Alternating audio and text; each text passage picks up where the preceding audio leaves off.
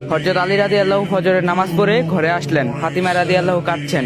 উনি জিজ্ঞাসা করলেন, ফাতিমা তুমি কাঁদছো কেন? ফাতিমা রাদিয়াল্লাহু আরো জোরে জোরে কাঁদতে লাগলেন। ফাতিমা বললেন, আলী, আজকে আব্বাজান নবীজি সাল্লাল্লাহু আলাইহি সাল্লাম আমার স্বপ্নে এসেছিলেন। তিনি বললেন, ও আমার ফাতিমা, আমি তোমাকে নিতে এসেছি। মা, আজকে তুমি রোজা রাখবে। সেহরি করবে আলীর দস্তরখানায়, ইফতারি করবে আব্বাজানের দস্তরখানায়। হযরত আলীর বুঝতে বাকি রইল না, আজকে ফাতিমা ইন্তিকাল করবে। ফাতিমা রাদিয়াল্লাহু জ্বরে ভুগছিলেন। বিকালে ওনার অবস্থান আরো অবনীত হলো। তিনি হযরত আলীকে লক্ষ্য করে বলছেন, হে আলী, আমি আপনাকে অনেক কষ্ট দিয়েছি, আপনি আমাকে মাফ করে দিয়েন। আমার মৃত্যুর পর আপনি বিয়ে করে নেন যাকে আপনার পছন্দ হয়। শুধু একটি অনুরোধ আমার, হাসান হোসেনকে সপ্তাহে একদিন আপনি কোলের মধ্যে নিয়ে ঘুমাবেন। ফাতিমা রাদিয়াল্লাহু মৃত্যুবরণ করলেন। মৃত্যুর পূর্বে তিনি বলে গেলেন, আমাকে রাতের বেলায় দাফন করবেন। মানুষ যাতে বুঝতে না পারে আমার কতটুকু সর্বস্ব ছিল এবং আমি কতটুকু লম্বা ছিলাম, এতে আমার পর্দা ভঙ্গ হবে। জানাজার পর যখন লাশ বহন করতে হবে, তখন হযরত আলী দেখলেন খাটিয়া বহনের জন্য আর একজন লোক দরকার। এমন সময় হযরত আবু যর গিফারি রাদিয়াল্লাহু আসলেন। আলী রাদিয়াল্লাহু আশ্চর্য হয়ে জিজ্ঞাসা করলেন, আপনি কিভাবে জানলেন? উনি বললেন, আল্লাহর হাবিব আমার স্বপ্নে এসে বলেছেন, হে আবু যর, আমার ফাতিমার খাটিয়া বহনের জন্য লোক প্রয়োজন, তুমি যাও।